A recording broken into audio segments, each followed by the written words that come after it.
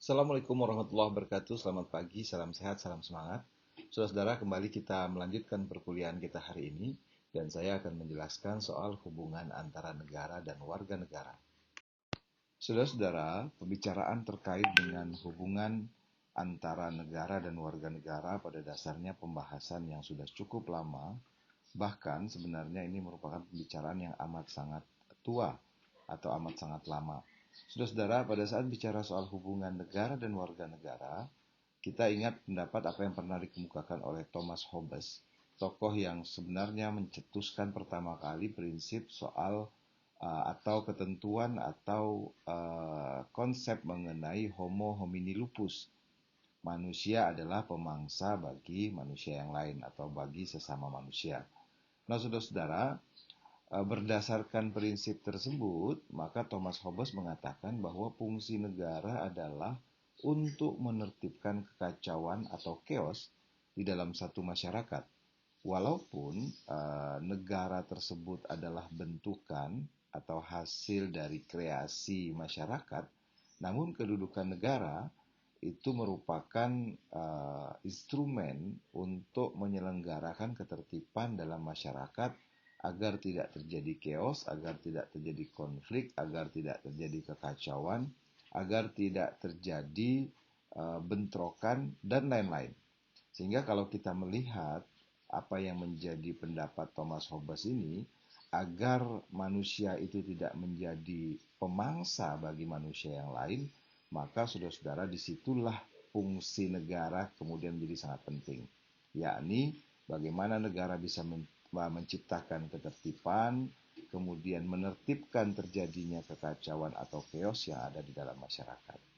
Nah, saudara-saudara, persoalan yang paling mendasar terkait dengan hubungan antara negara dan warga negara adalah pada dasarnya persoalan menyangkut hak dan kewajiban. Kita semua tahu, saudara-saudara, bahwa hak dan kewajiban ini merupakan dua hal yang pasti akan dimiliki oleh setiap orang dalam kaitannya hubungannya dengan negara.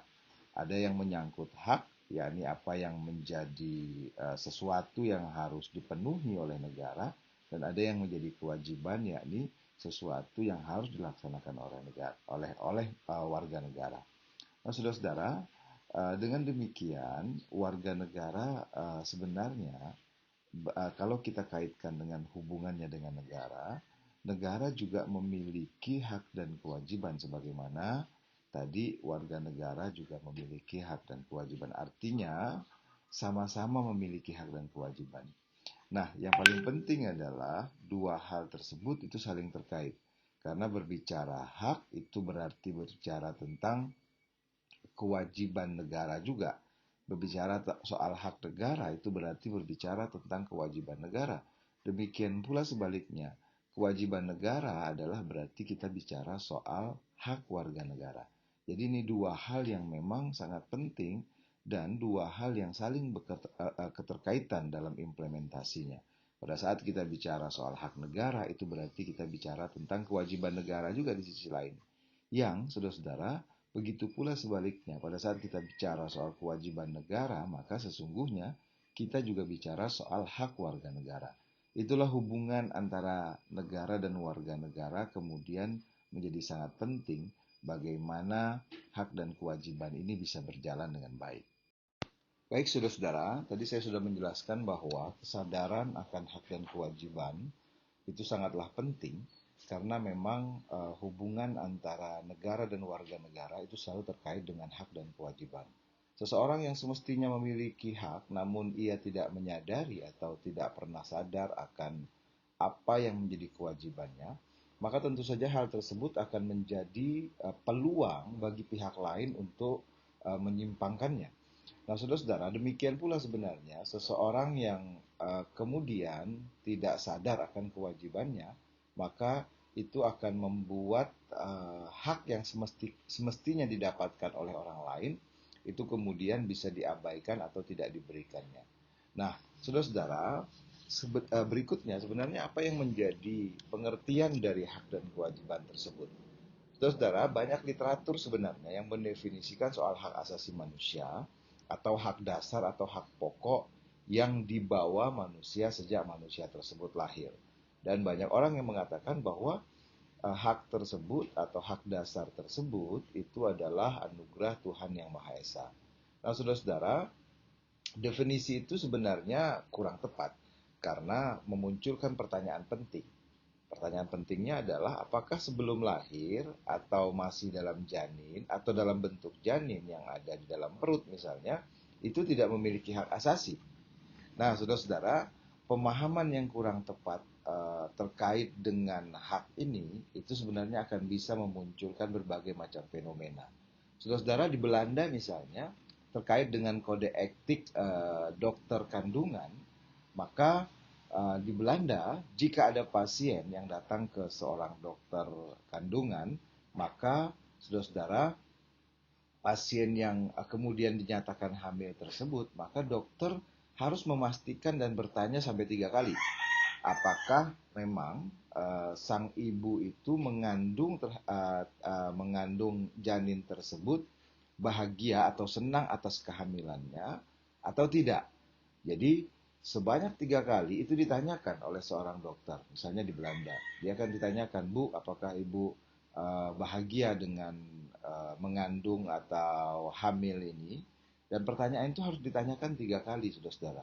Dan kalau memang ternyata sang ibu itu tidak bahagia dan tidak menghendaki kehamilan tersebut, maka dokter dapat melakukan aborsi terhadap janinnya. Nah, aborsi itu adalah tindakan yang dilegalkan oleh pemerintah Belanda. Nah, saudara-saudara, alasan diperbolehkan aborsi adalah setiap ibu punya hak untuk hamil atau tidak hamil. Nah, ini menarik nih. Ini terkait dengan hak tadi. Jadi, alasan diperbolehkan aborsi di Belanda itu ya dasarnya adalah setiap ibu punya hak untuk hamil atau tidak hamil. Saudara-saudara, tidak dipikirkan tentang hak janin untuk hidup. Jadi sekali lagi, kode etik kedokteran kandungan, jika ada pasien yang hamil datang gitu ke dokter, ditanya, boleh, ibu bahagia nggak nih hamil nih? Ibu bahagia nggak?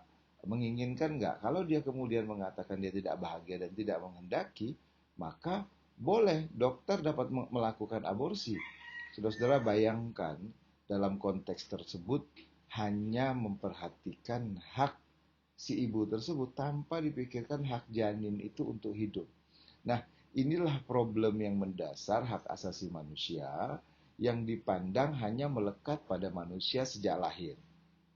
Jadi, beberapa konsep yang mengatakan bahwa hak asasi manusia itu melekat pada manusia sejak lahir, itu akan menjadi problem pada saat sebagaimana yang saya contohkan tadi. Nah, saudara-saudara, akan tetapi akan lebih tepat sebenarnya apabila dikatakan bahwa hak asasi manusia itu adalah melekat pada diri manusia sejak proses terjadinya manusia itu. Sehingga dengan demikian, dengan konsep demikian, janin itu akan punya hak untuk hidup. Meskipun dia belum dapat mengutarakan haknya. Dia belum bisa bicara untuk menuntut haknya. Dia belum bisa mengungkapkan. Tapi sesungguhnya jika kita ingin memahami hak asasi manusia itu jauh lebih dalam daripada hak yang diperoleh sejak lahir, harusnya dia adalah hak yang melekat pada diri manusia sejak proses terjadinya manusia. Sehingga janin pun punya hak untuk hidup meskipun dia belum dapat menentukan bagaimana pelaksanaan dari haknya tersebut. Dia belum bisa bicara, dia belum bisa menuntut, dan seterusnya. Artinya, saudara-saudara ya, kalau kita kaitkan tadi dengan ketentuan aborsi misalnya di Belanda, maka harusnya aborsi tidak dapat dibenarkan hanya karena orang tuanya tidak menginginkan kehamilan. Kalau kita bicara soal konsep HAM melekat pada diri manusia sejak proses terjadinya manusia tersebut. Nah, aborsi itu tidak dapat dibenarkan hanya karena orang tuanya merasa tidak bahagia, merasa tidak menginginkan kehamilan. Akan tetapi, aborsi bisa dibenarkan manakala memang ada alasan-alasan khusus sebagaimana yang ada di kita, yakni misalnya secara medis kehamilan tersebut membahayakan nyawa sang ibu.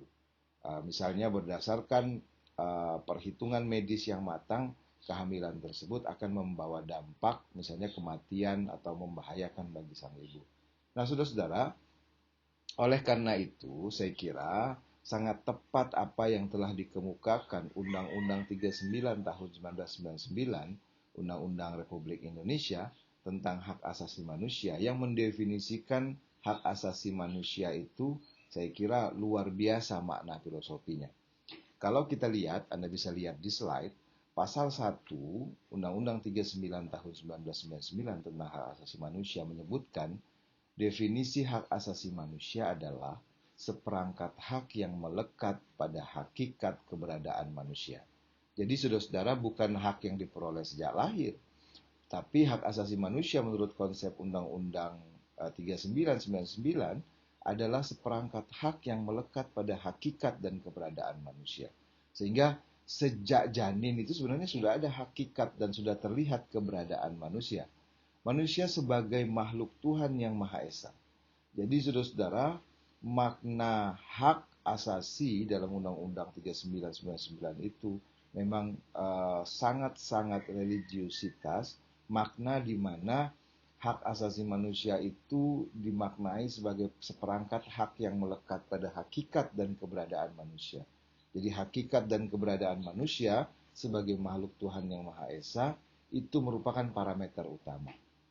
Jadi kalau kita baca di situ, seperangkat hak yang melekat pada hakikat dan keberadaan manusia sebagai makhluk Tuhan yang Maha Esa dan merupakan anugerah Tuhan yang Maha Esa yang wajib dihormati, dijunjung tinggi, dilindungi oleh negara, hukum dan pemerintahan, dan setiap orang demi kehormatan dan perlindungan harkat dan martabat manusia.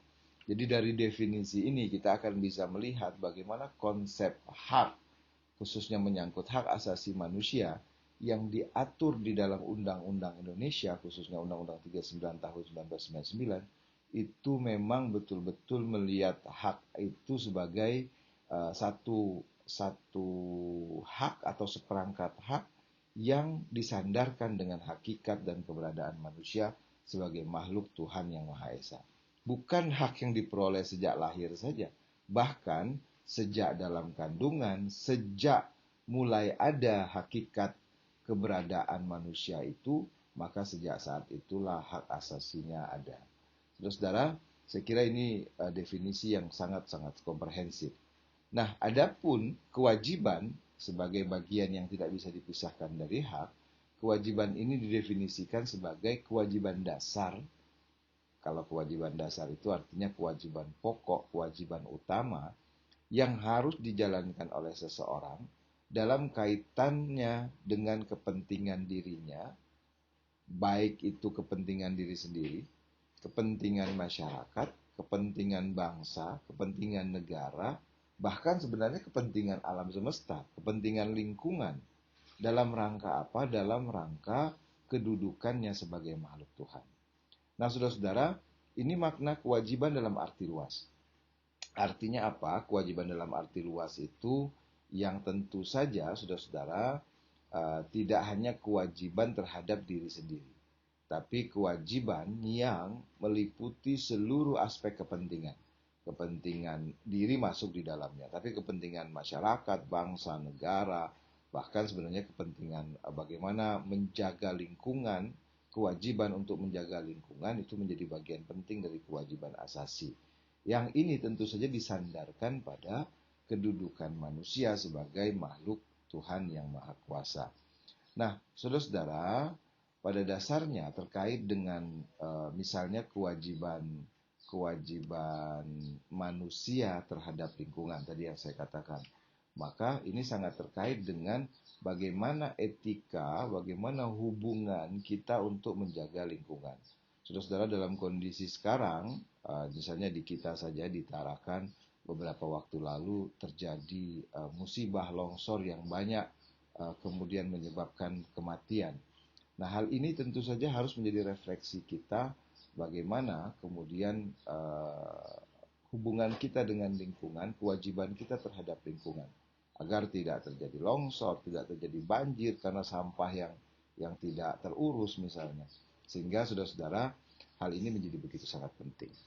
Nah, Yang penting adalah saya kira terkait dengan pengertian dan menyangkut hak dan kewajiban ini, bahwa antara hak dan kewajiban itu harus bisa dipenuhi secara seimbang.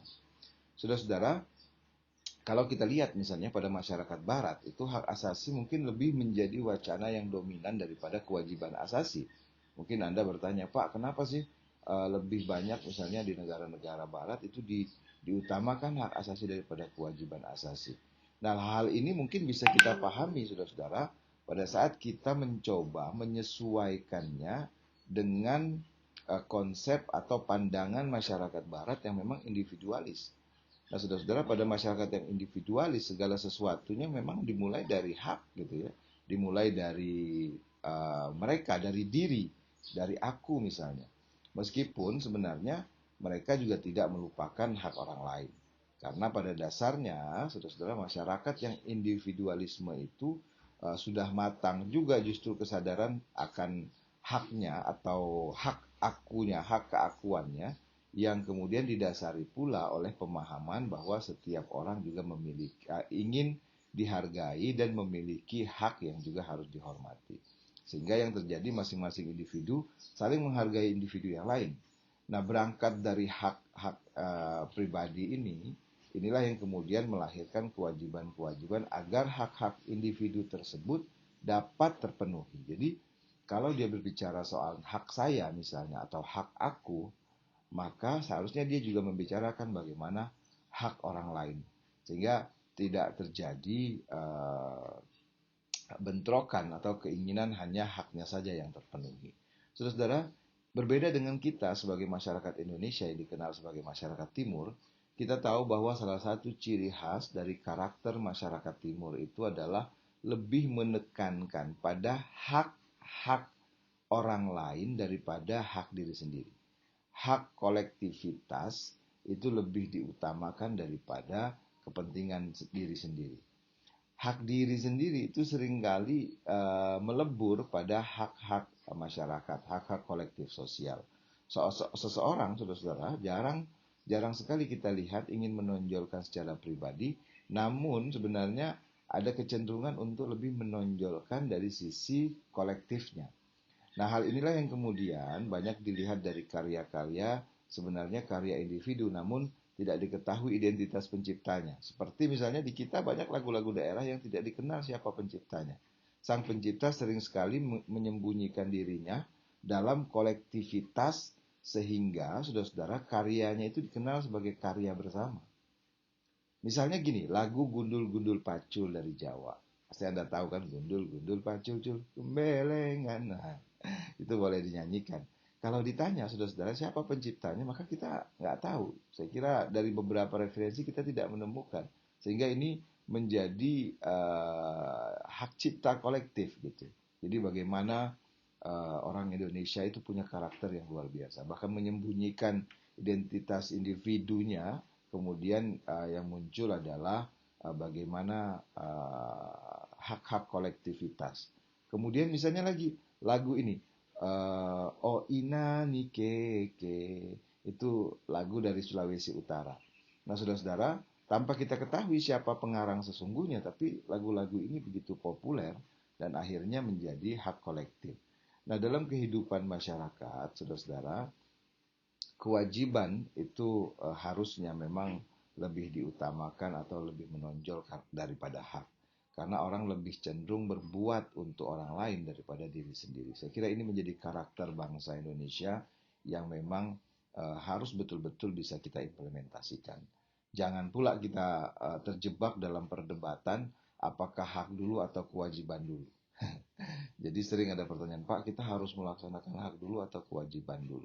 Nah, saudara-saudara, saya kira kita harus bisa bijak melihat ini. Memang bisa jadi kita melihat persoalan hak dan kewajiban ini dua hal yang memang tidak bisa dipisahkan dan harus menjadi satu kesatuan yang berjalan beriringan dan bersinergi. Jadi dalam konsep hubungan antara negara dan warga negara, kita berharap bahwa bagaimana warga negara bisa mendapatkan haknya sekaligus memahami kewajibannya dan melaksanakan kewajibannya dengan baik. Saya kira ini yang menjadi catatan pokok terkait dengan hubungan antara warga negara dan negara dalam konteks hak dan kewajiban. Baik, saudara-saudara, dalam konteks hak tadi, sebagaimana yang saya jelaskan di slide sebelumnya, maka kalau kita ingin melihat bagaimana sebenarnya cakupan hak asasi manusia itu, ada baiknya kita mengutip pendapat dari Karta Saputra yang memberikan gambaran tentang bagaimana cakupan hak asasi manusia sebagaimana skema yang ada dalam slide tersebut. Saudara-saudara, coba Anda lihat human right atau hak asasi manusia itu berada di posisi bundaran atau lingkaran tengah. Kemudian ada beberapa aspek di sana, paling tidak ada 6 aspek, ada legal equality, jadi persamaan-persamaan di dalam bidang hukum, pemerintahan, dan lain-lain. Ada persoalan personal, yakni hak-hak yang terkait dengan kedudukan personal seseorang, bagaimana kebebasan beragama, berpendapat, bergerak, dan seterusnya. Kemudian ada yang terkait dengan bagaimana hak-hak properti seseorang, hak-hak ekonomi, hak-hak untuk memiliki, hak-hak untuk memperluas, dan seterusnya. Kemudian ada yang terkait dengan sosial kultur. Saudara-saudara, sosial kultur ini sangat terkait dengan bagaimana hak pendidikan, kemudian mengembangkan kebudayaan, dan lain-lain. Dan yang berikutnya adalah terkait dengan prosedural. Hal ini tentu saja sangat terkait dengan bagaimana setiap warga negara itu punya akses yang baik dalam hal keadilan, kemudian dalam hal perlindungan yang secara prosedural memang terbuka dan mudah untuk didapatkan. Kemudian yang berikutnya juga sangat terkait dengan politikal. Nah, saudara-saudara, politikal ini terkait dengan hak-hak asasi politik, hak asasi untuk berorganisasi, dipilih, memilih, dan seterusnya. Nah, jika kita melihat pandangan Karta Saputra ini, kita akan melihat bahwa sebenarnya keleluasaan persoalan hak asasi manusia itu akan terus berkembang, akan terus terjadi dinamika dan perkembangan seiring dengan perkembangan pemikiran dan kebudayaan manusia. Nah, saudara-saudara, hal yang penting dalam persoalan hak asasi adalah apa yang menjadi titik tolak dari hak asasi tersebut. Berpusat pada manusia atau pada Tuhan. Nah, hak asasi yang berpusat pada manusia itu akan mengkonstruksikan hak asasi tersebut beranjak dari kebebasan manusia. Oleh karena manusia mempunyai kecenderungan memiliki kebebasan tanpa batas, maka mereka menuntut formalisasi dari hak asasi atas kebebasan tersebut. Misalnya begini, saudara-saudara, tuntutan tentang legalisasi perkawinan sesama jenis, pornografi, dan lain-lain. Nah, hak asasi yang terpusat pada manusia itu akan mengenyampingkan nilai-nilai ketuhanan. Saudara-saudara, kita lihat banyak negara yang sudah melakukan formalisasi misalnya terkait dengan legalisasi perkawinan sesama sejenis. Walaupun terjadi pertentangan agama, karena tidak ada agama yang saya kira memang membolehkan hal tersebut. Nah, saudara-saudara, sedangkan hak asasi yang berpusat pada Tuhan itu akan menjadikan nilai dan kaedah ketuhanan sebagai dasar dari perumusan hak asasi manusia. Jadi kebebasan manusia selalu ditempatkan pada kerangka kaedah ketuhanan. Kalau kita bercermin kepada Pancasila dan Undang-Undang Dasar 1945, saudara-saudara, maka misalnya nilai di dalam Pancasila, nilai ketuhanan itu menggambarkan bahwa sebenarnya hak asasi kita itu adalah kebebasan manusia yang ditempatkan pada kerangka kaedah ketuhanan. Karena saudara-saudara, kebebasan yang bertanggung jawab dalam konteks Indonesia, misalnya dalam konteks Pancasila dan Undang-Undang Dasar kita, maka konsep kebebasan yang bertanggung jawab itu merujuk pada bagian hak asasi manusia yang secara kodrati merupakan anugerah Tuhan Yang Maha Esa. Nah, saudara-saudara, pengingkaran akan kebebasan berarti pengingkaran pada martabat manusia. Oleh karena itu, semua orang termasuk negara, pemerintah, dan siapapun itu kiranya mengakui dan harus mengakui hak asasi manusia itu. Tapi dalam konteks kita, dalam konteks Indonesia, jangan lupa bahwa kebebasan itu harus kebebasan yang bertanggung jawab. Kebebasan yang bertanggung jawab itu merupakan bagian dari hak asasi yang secara kodrati itu merupakan anugerah Tuhan Yang Maha Esa. Jadi kerangka kebebasan manusia itu selalu ditempatkan pada kerangka kaedah ketuhanan.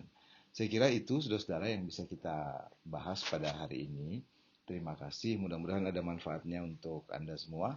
Saya akhiri, Assalamualaikum warahmatullahi wabarakatuh. Selamat pagi, salam sejahtera, tetap sehat, tetap semangat.